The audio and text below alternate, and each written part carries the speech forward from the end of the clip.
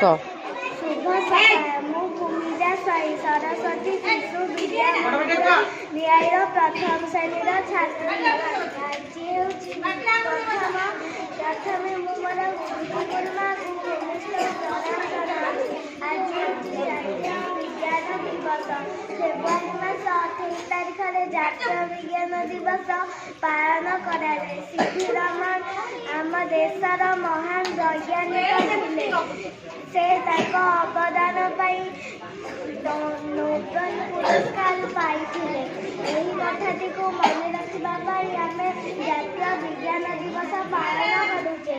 ମୁଁ ଆଜି ଜାତୀୟ ବିଜ୍ଞାନ ଦିବସରେ ପଠାଣି ସାମନ୍ତଙ୍କ ବିଷୟରେ କିଛି କହିବି। ପଠାଣି ସାମନ୍ତଙ୍କର ପୁରା ନାମ ଥିଲା ସାମନ୍ତ ଚନ୍ଦ୍ରଶେଖର ସିଂହ ମହାପାତ୍ର। ତାଙ୍କ